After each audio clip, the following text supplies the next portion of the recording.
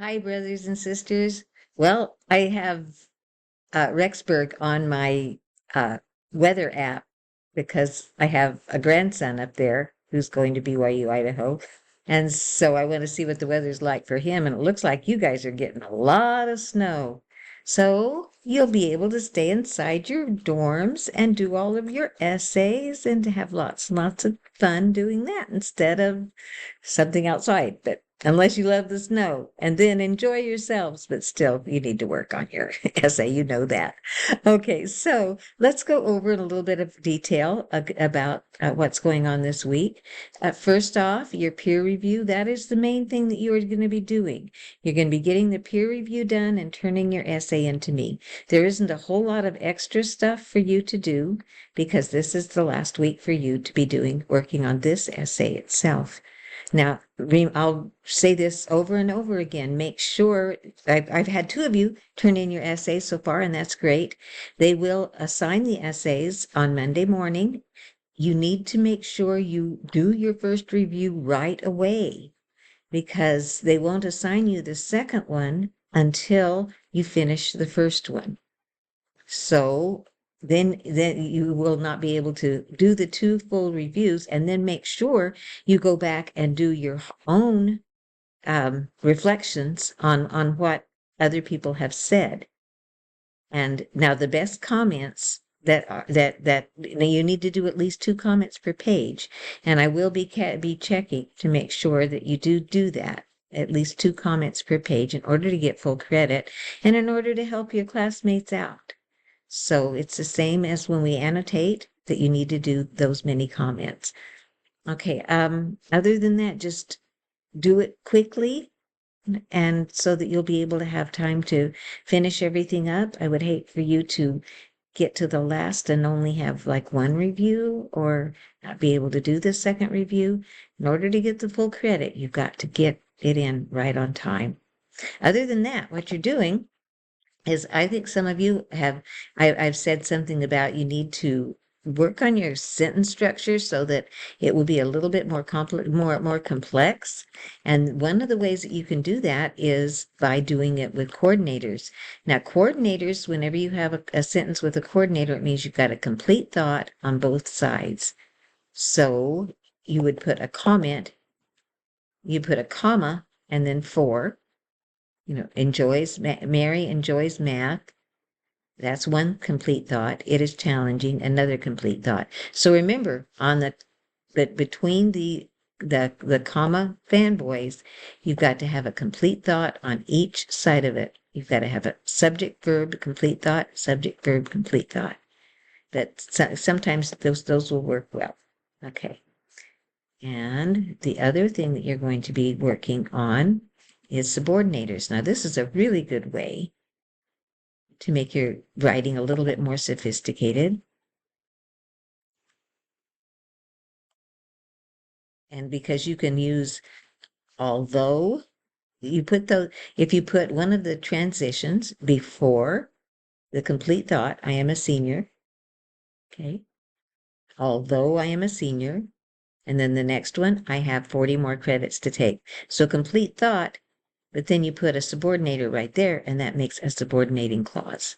So you wouldn't put a period there because then that would be a fragment. So, and so you look at these different things. Because is a good one. If is a good one. Now, if you put the subordinating conjunction in and the subordinating clause as a second part of your sentence, you don't need a comma. If you do it at the first, you do. So like this one has a comma, this one does not, because it's in the second part of it. See? So we've got dependent clause in red, independent clause. I hope you understand that. If you have any questions, not too many people are asking me questions on my emails. I think, wow, I guess either you understand everything really, really well. That's what I think it is. You understand things really well, because you know that I would love to help you if you have any kind of questions or problems, right? So make sure that you email me if you do. And then you've got some really cool transitions here that that'll just make your writing flow better. Like with chronology after. You need to know when or what. Contrast, although, but. Similarity, just in the same way. This is a really good thing. This is a really good thing for you to have and to understand, because you're going to be because it will make your essay flow better, make it all fit together. Make sure you reply to 2 classmates in the discussion. They give you a lot more points for the replies than they do just for the initial ones. So make sure that if you want those whole points, make sure you do that. Okay, now I want to go over in this. I hope there are about 5 or 6 of you who are watching these videos. And so I want to try to give you something that is really kind of helpful for you. And so what I want to do this time is I want to go over, it'd be week 7. Nope. I want to go over the rubric.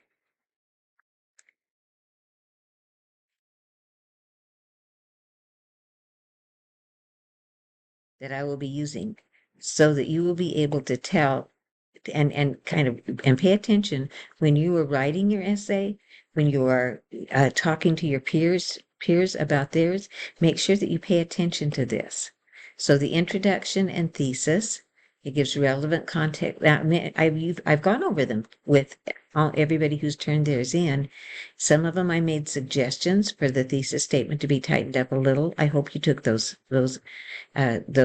comments and went with them, because they will make your essay stronger. So the introduction and thesis gives relevant context for the text: who, what, where, when, and why. So it sets up the exigence and includes a clear thesis that evaluates the rhetorical effect and sets up the overall analysis. So I hope that all of you got that idea in, that you say it's effective or not, and then you talk about what rhetorical devices you're going to use to make that determination. And then the organization, each paragraph has a clear topic sentence, identifying the point of analysis to be focused on in that paragraph. So like a good topic sentence was, Brooks uses ethos in his speech when he, and then go from there, okay? And then the whole paragraph would be about ethos. It wouldn't jump off into pathos or logos or allusions or anything else, okay?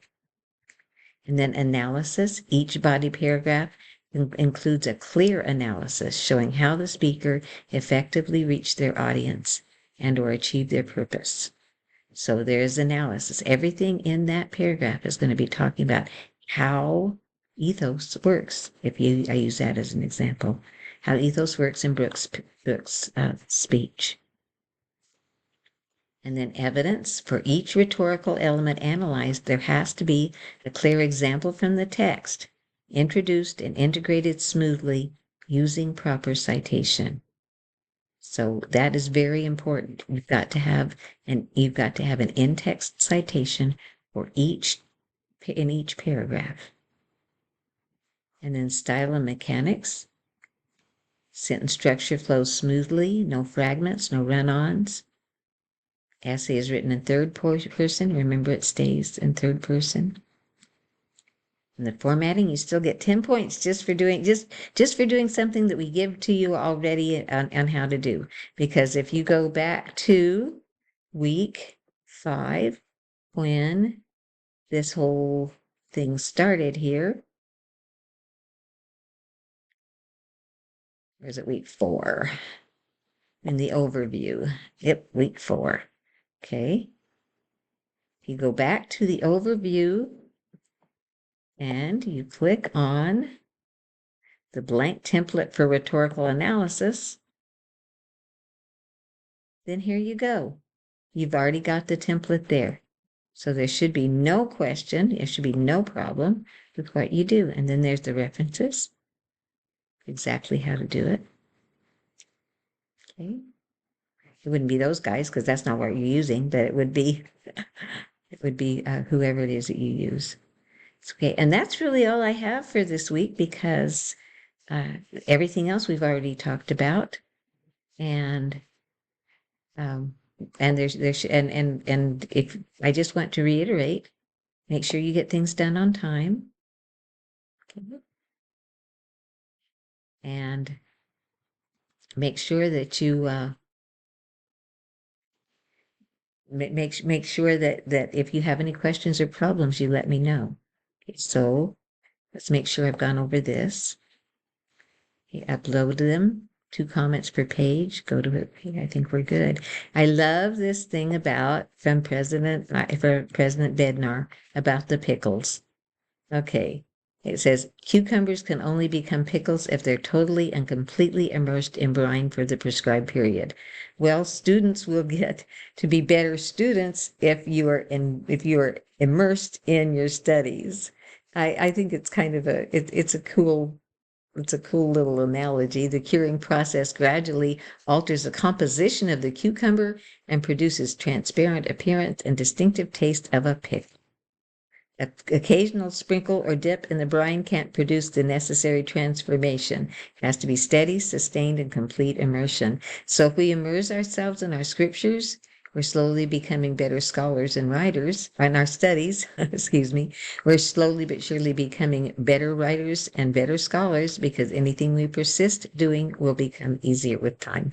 You guys know this quotation I'm talking about from President Grant. Anything that, let's see, I don't know if I can say it exactly right, but anything that we persist doing becomes easier, not because the nature of the thing has changed, but because our ability to do so has gotten stronger. So that's what President Grant and Ralph Waldo Emerson always said. I don't think I said it exactly, but you get the idea. All right, so that's all I have for today. And I hope you guys do well. I'm looking forward to you doing your rhetorical analysis. If you have any questions, like if I said on your introduction, this isn't exactly right, your introduction and thesis. If you have any questions, then ask me about it, okay? I'd be more than happy to help you. And that's it. This is Valentine's Day that I'm recording it on, so I hope if you guys have